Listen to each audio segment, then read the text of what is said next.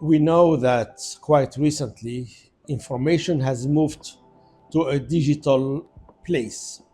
We talk about social media, we talk about digital platforms. These have been or have become dominant in the lives of everybody, especially young people. UNESCO has been working very much on protecting freedom of expression, but also promoting access to information, including online information. In this context, UNESCO has been working on two fronts.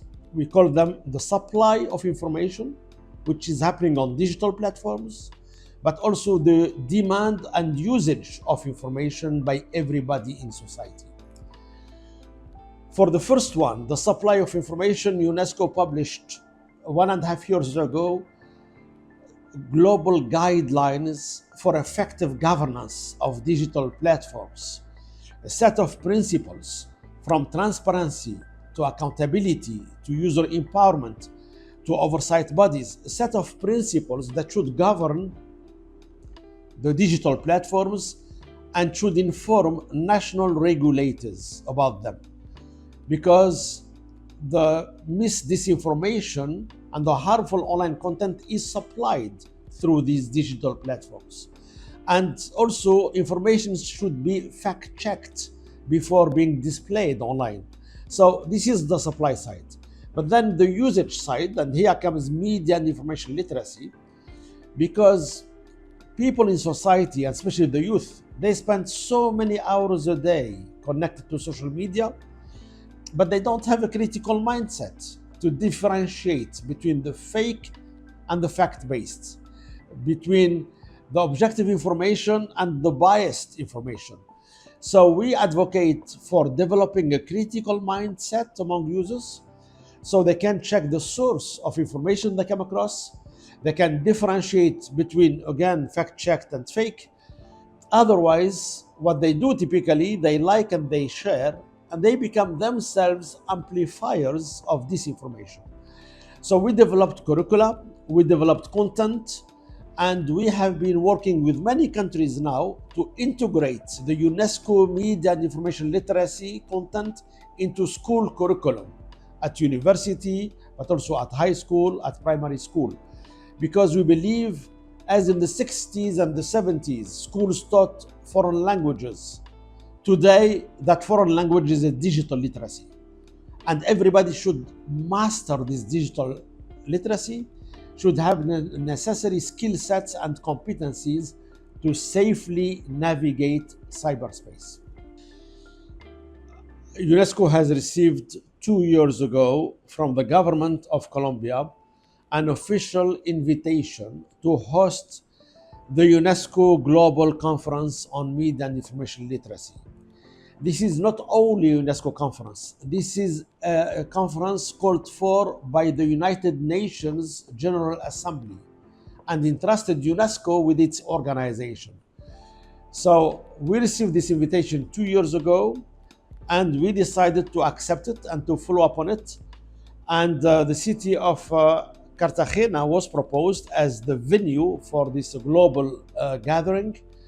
And of course, Cartagena is not foreign to UNESCO because Cartagena has been listed as a UNESCO World Heritage City. So we know the historical weight of Cartagena. We know the symbol that Cartagena has in terms of intercultural dialogue, but also cultural richness, literary work.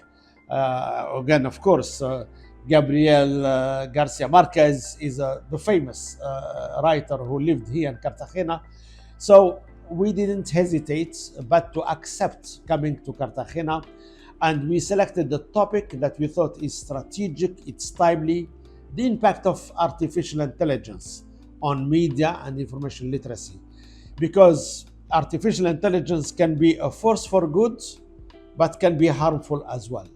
We need to harness this technology for the good side of it, but we need to mitigate the risk and combat the harm that AI can cause as well. This is why we came to Cartagena. We are very happy being here. We have many hundreds of participants coming from all over the world, people who travel 2 days to reach Cartagena.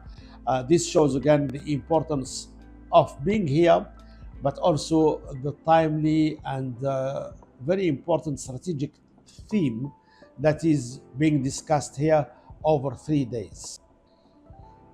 Of course, the work of the legendary Gabriel García Márquez, his work has been so influential and has been so multifaceted and so interdisciplinary. Of course, he's known for his literary work, his science fiction books, but not only his work for journalism, for the media, his use of science and medicine in some of his writings. So he embodies different disciplines which are at the heart of UNESCO: education, the sciences, both the natural sciences, but also the social and the human sciences, culture, of course, and communication and information. So, of course, his work is, of course, it's not me to judge his work. I mean, he received the Nobel Peace Prize. That speaks for itself. So, for us, he's more than a symbol.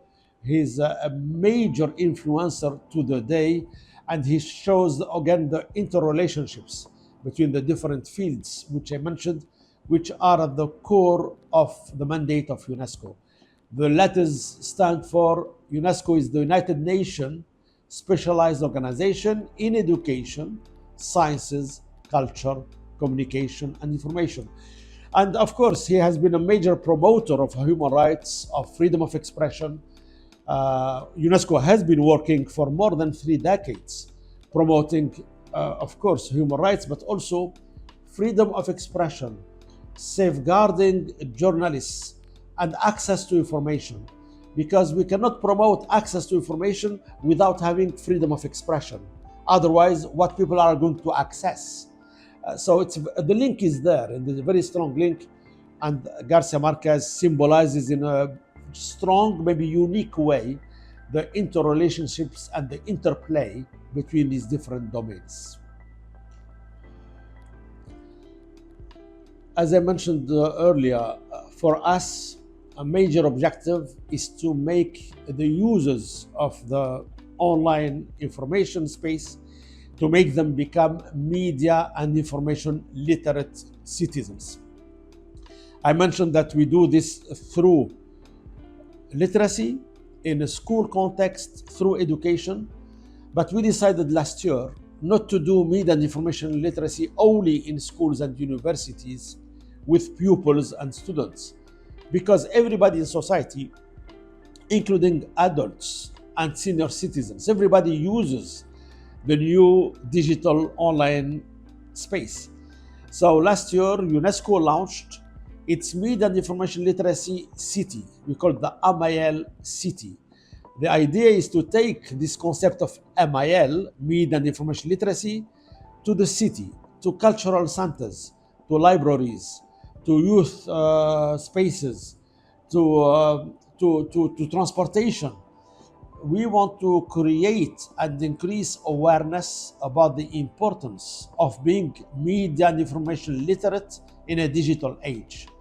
And we have been using one of the slogans, including in this metro, in the subway, in buses, when people move around in a city. The slogan that gets displayed in buses or in subway cars is "Think critically, click wisely." And that, of course, gets the attention of people. Say, why are you saying that? And then we follow up. Why you are saying think critically before you like and share information? And click wisely. You should not click on any link or any story without checking the source and the credibility. Because otherwise, again, you'll be disinformed or misinformed. But also, if you share that, you, the user, become this amplifier of disinformation. And we don't want a world where disinformation becomes dominant, because information is about trusting facts. And here let me quote Maria Ressa, the 2021 Nobel Peace Prize laureate, who said, Without facts, there is no truth. And without truth, there is no trust. And without trust, there is no shared reality upon which we can act. It's all about trust. Do we trust the information we come across online? And we need to develop the capability to know whether we can trust it or we cannot. So media and information literacy is not a luxury to have. It has become a necessity for everybody to have. My visit today to the Gabo Foundation for me has been an eye-opener. First of all, it's a privilege really to visit the house of Garcia Marquez, where he lived, to visit the different spaces of this wonderful house, where he used to write, where his computer used to be placed, his living room, his dining room, even his private quarters and his bedroom, his terrace. So it's an emotional visit because such a legendary human being, this is the space that inspired him and where he spent a good part of his life. So I think that's the first impression. The second is the legacy. It's the mission of Garcia Marquez. It's the purpose of Garcia Marquez. And this is always the question that comes to mind that everybody should raise and learn from his works. The question is, what purpose do we have in life? And what legacy do we want to leave behind? And these questions really for me is an inspiration from the lives, the works, and the legacy of such legendary man.